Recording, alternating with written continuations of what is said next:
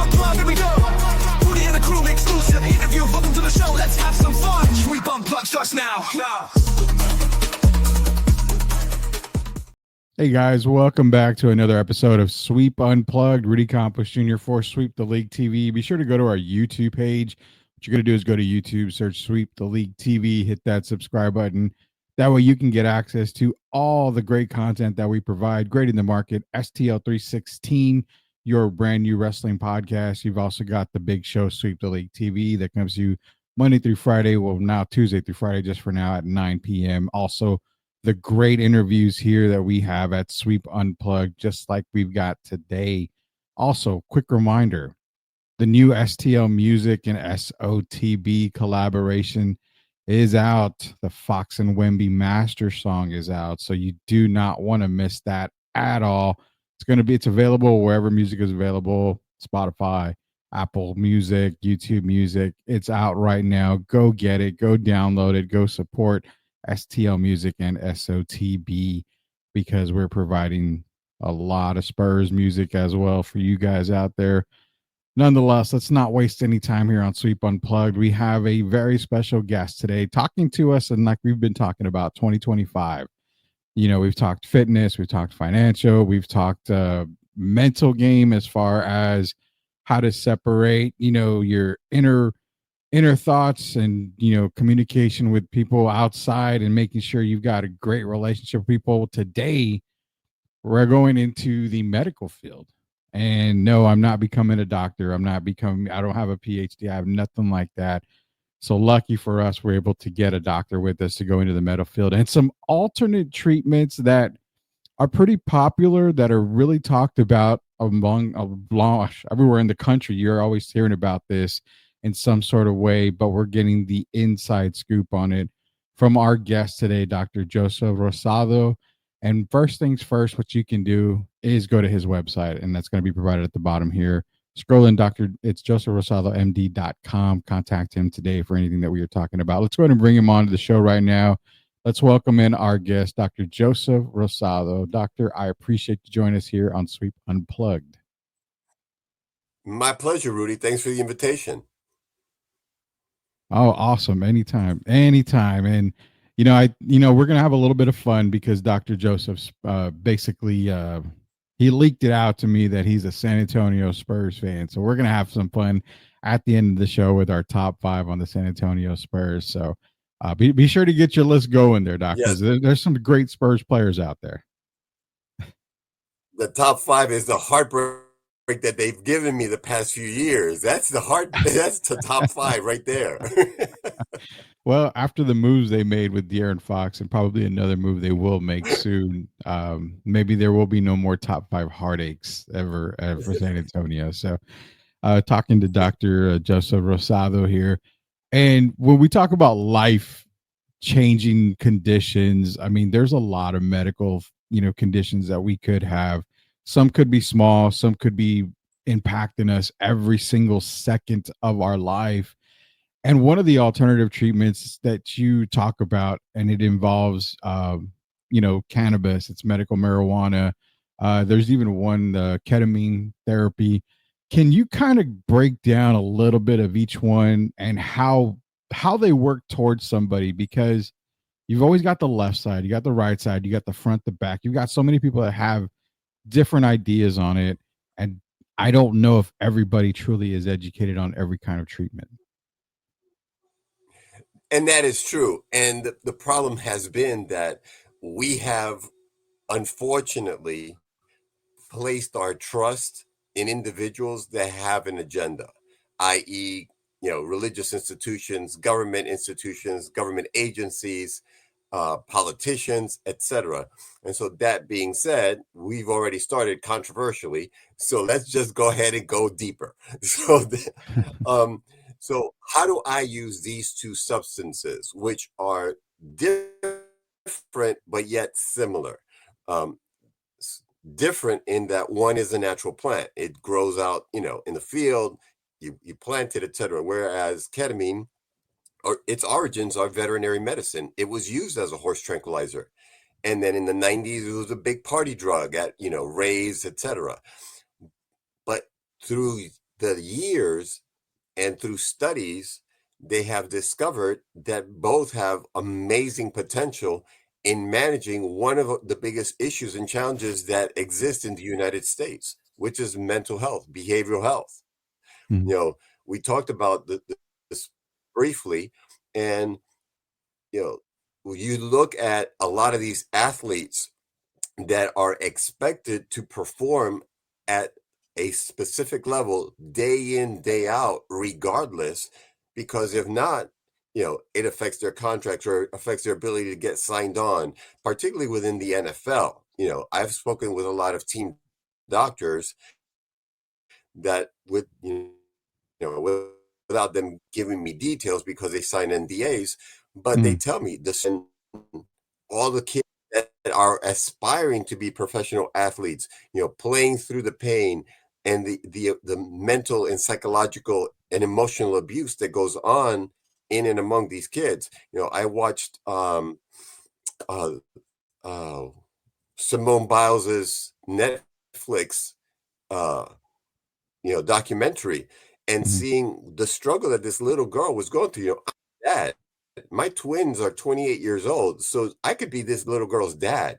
And watching her explain the struggles that she had to go through, or guys like Michael Phelps, that has an underlying condition. He has ADHD, and his mom put him in swimming to see if that could calm his butt down.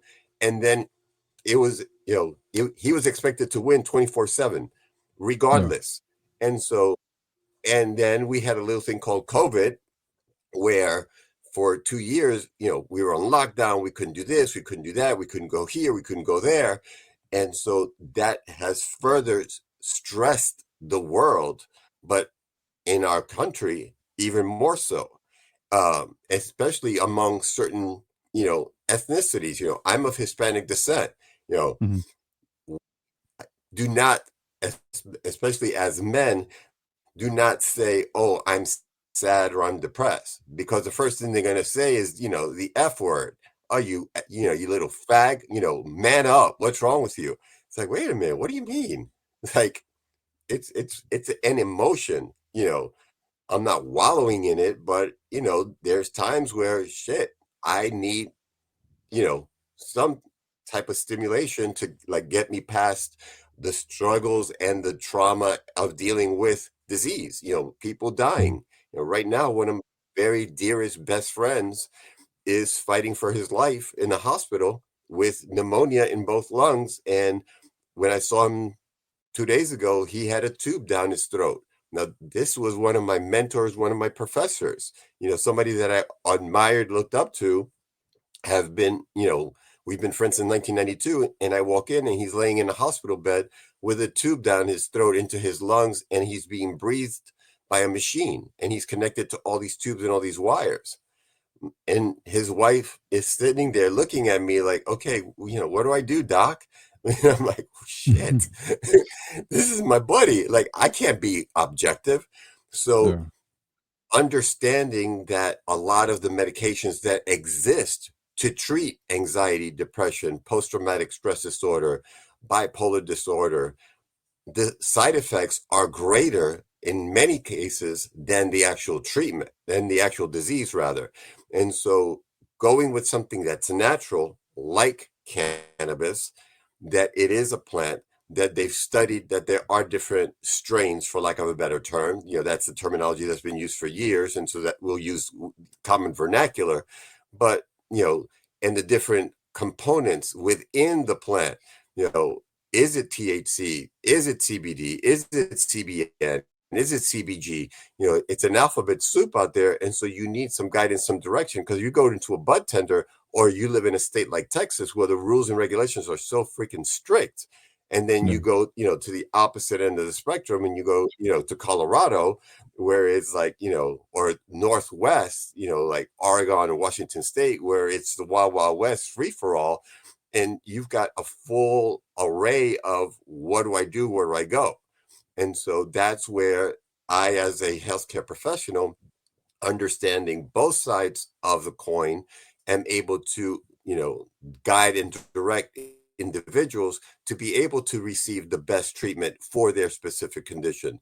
And, my patients range from as young as, 6 months of age, all the way up to over 100 years of age. Um, and each one is managed and treated differently. You know, my 85-year-old mother that has had 2 strokes in the past 7 months and has a touch of dementia and has never smoked a day in her life. I'm not going to give her a pre-roll and say, here, mom, smoke this. She doesn't know what the hell to do. But if I give her a piece of chocolate and say, here's dessert, that's a treat. Oh, my son gave me a piece of chocolate. What little does she know is that that piece of chocolate contains 10 milligrams of THC. It's an indica, which is going to help her sleep, which is going to help her relax and rest and wake up refreshed. And she's not going to be up all night watching, YouTube videos or, watching, sweep, your podcast, because everything that I do, she wants to see. So she'll be watching you tonight. So combining the two is the key. So I do work with a lot of mental behavioral health issues, and I do manage patients, with the medical cannabis as well as the ketamine in different modes of administration to address the primary issues, which are treatment-resistant depression, people that have been on at least 2 antidepressants and are still depressed. And as a result of still being depressed, can lead them to suicidal thoughts, suicidal ideations. They're contemplating taking their lives.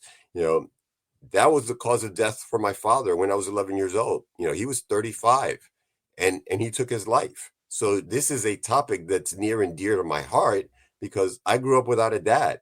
Had he had the help, had he had somebody that knew about these 2 substances, it probably could have changed his outlook and he'd still be here with us. We don't know. And then the other, aside from treatment-resistant depression and suicidal ideation, is post-traumatic stress disorder, PTSD. Who has not gone through some type of challenge in their life that has led them to suffer or think about, oh, damn, that's a trigger that sets me off. I get a letter from a specific government agency with 3 letters. And the minute I get that, I go to the mailbox and I pull that envelope with those 3 little letters. I'm like, okay, how much do I owe?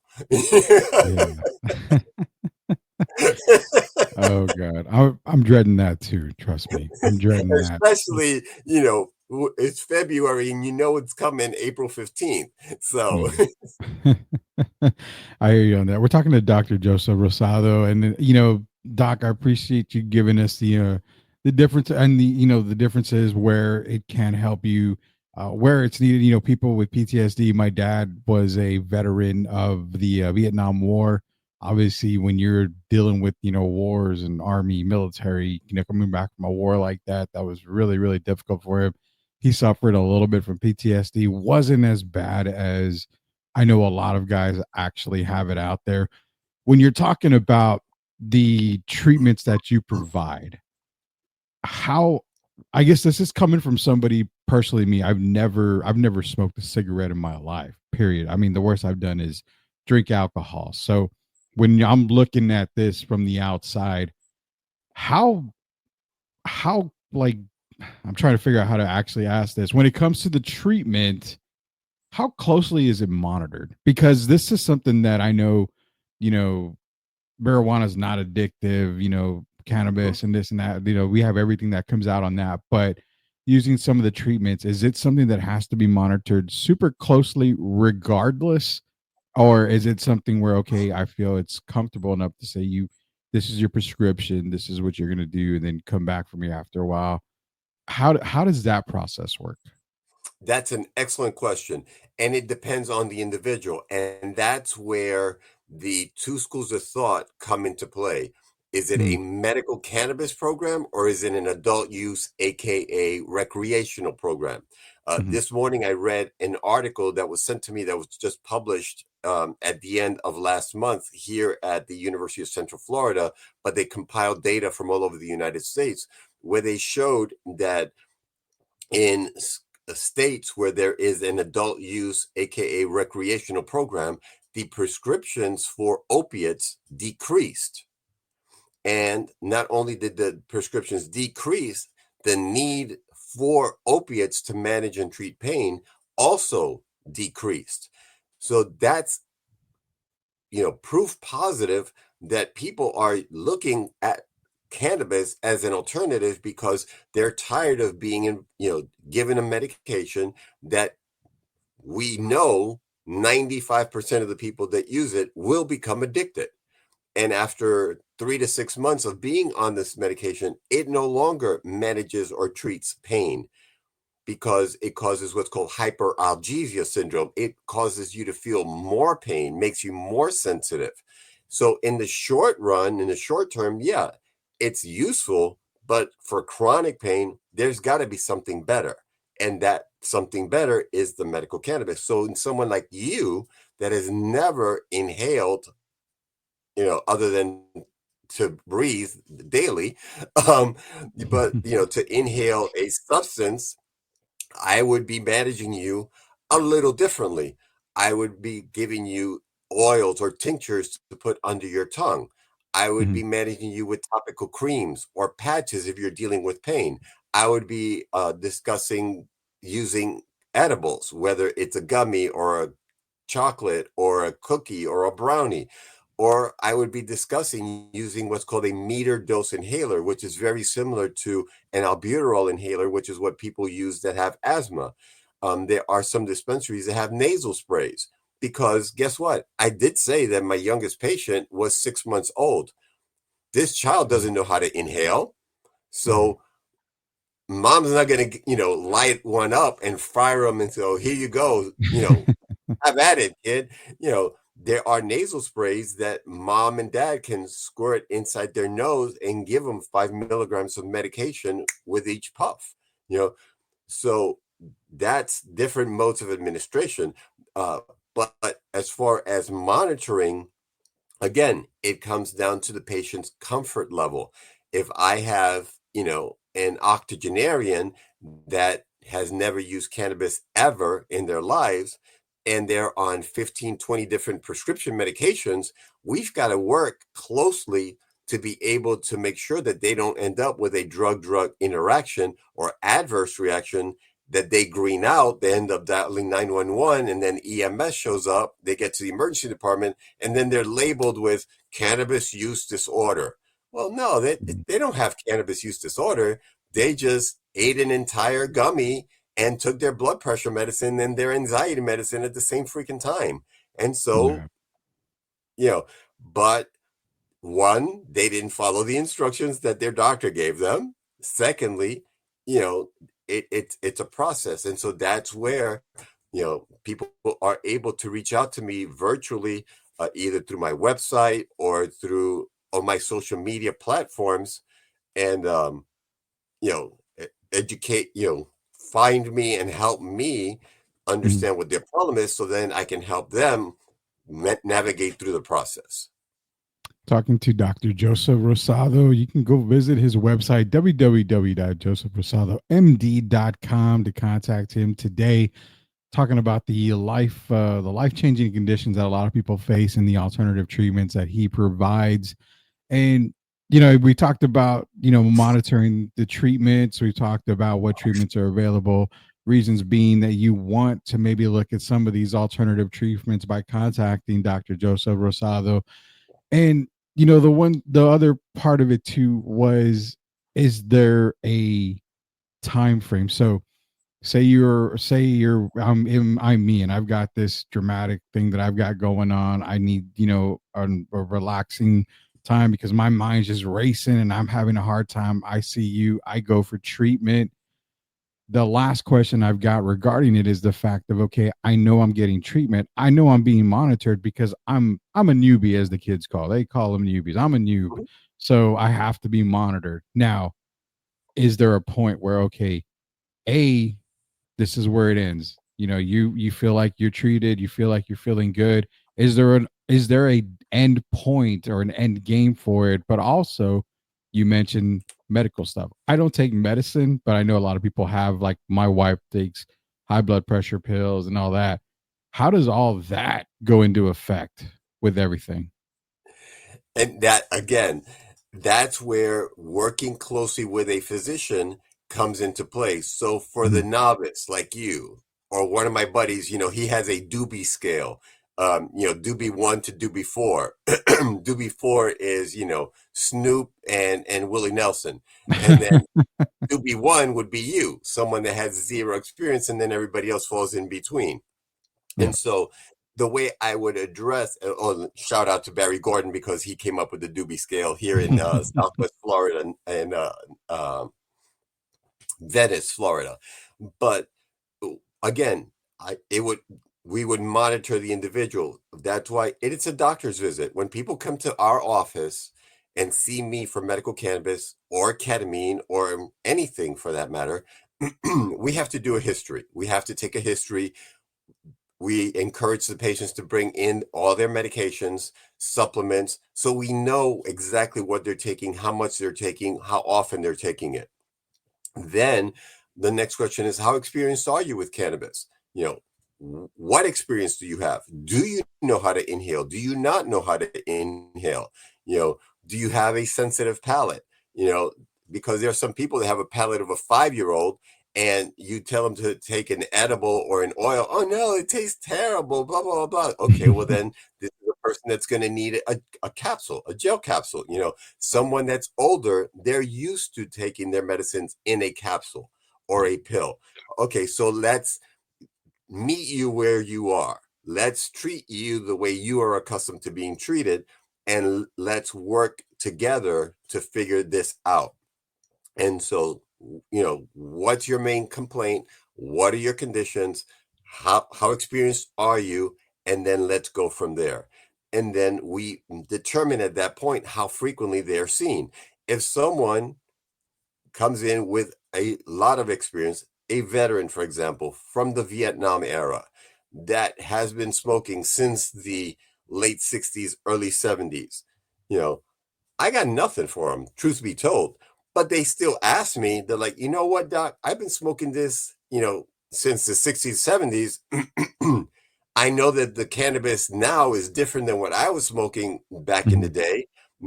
What do you recommend?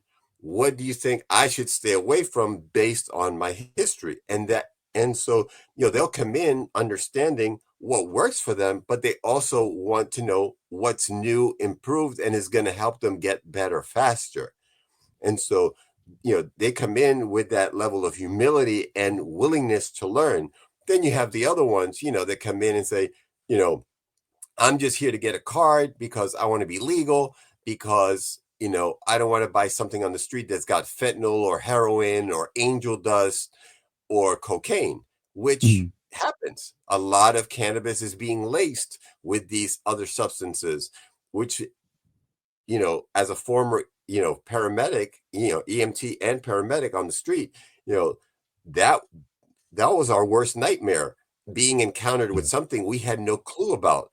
I was a paramedic in the early to mid 80s when crack cocaine was in vogue. And for the first few shifts, we had zero clue how to treat crack cocaine overdoses. It was new. And Hmm. we had no understanding. We had no concept of how to treat these kids that were overdosing on crack cocaine. And so, for that reason, you know, if there is a medical cannabis program in your jurisdiction, it would behoove you just to go ahead and get the card and get products from a dispensary that are third party tested, independently tested, and you know that what you're getting is going to be to your benefit, not to your detriment. We are talking to Dr. Joseph Rosado. Again, www.josephrosadomd.com to contact Dr. Joseph today. You you've not even kind of, you've answered a lot of the questions that I had, because again, you see it on the news, and I tend to be the person to where I look at the TV and I look at the news and I see what they're saying, but I hate the fact that I get it from every side. So I like to go to a source and say, okay, what is this? how is this going to work for me? And then I also go to other sources. I try to get multiple opinions on it because that's, I think, the best research to do is get multiple opinions. And I'm glad you were able to talk to us today because, again, you know, I know a lot of people. I have family members that deal with depression. I've got family members that get to the absolute lowest point. And in life, I think everybody gets to the lowest point at one point in their life. So we're all going to have to end up dealing with something like this. So again, contact Dr. Joseph Rosado today, www.josephrosadomd.com. Doc, before I let you go, we've got to do our top five. And we're going to take a break. We're going to unplug from the medical side of everything that we've been talking about, how we kind of worked that in the title there. And we're going to go because you said that you were a Spurs fan. And, you know, we here in San Antonio, as we kick the music off like we have been on Sweep Unplugged here, we are San Antonio Spurs. We are San Antonio. We've got 5 titles. And we've had some great players in the history of San Antonio. So for you, Doc, today, let everybody know, who are your top 5 players in San Antonio Spurs history. Now, before you go, I got to make a disclaimer here. One of the brothers of one of the former players is a host on Sweep the League. His name is Derek Gervin. So you can include his brother if you want, but we're not forcing you to. But let us know your top 5 players for Spurs. That is my number 5. Okay. George Gervin, number 5. Number 5, George Gervin. Now, before I continue, the reason why I like the San Antonio Spurs is because the way they play basketball. I'm a big football fan, not American football, real football.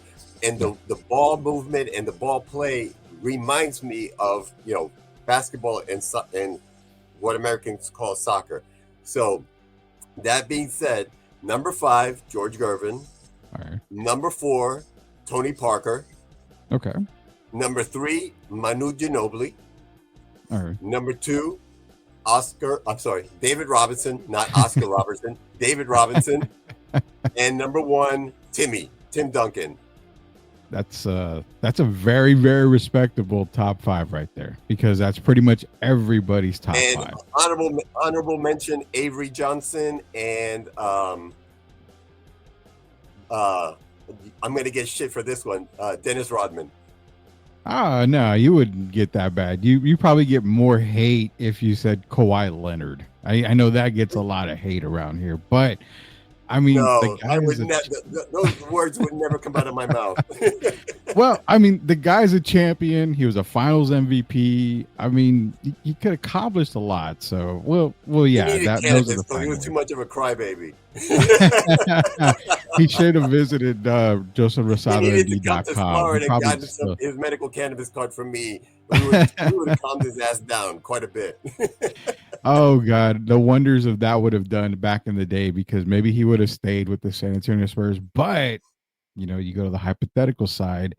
If he stays, do the Spurs ever land a player like Victor Wembanyama? It's so hard to say if they do. Yeah. So things happen for a reason. Dr. Joseph Rosado, I appreciate you joining us here on Sweep the League. Well, actually, Sweep Unplugged, part of the Sweep the League network. If you got any last words out there for everybody, this is your time to shine, sir.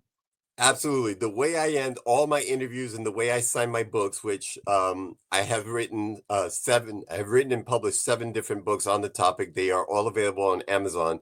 But the first one, entitled Hope and Healing, The Case for Cannabis, that was published April 20th of 2019.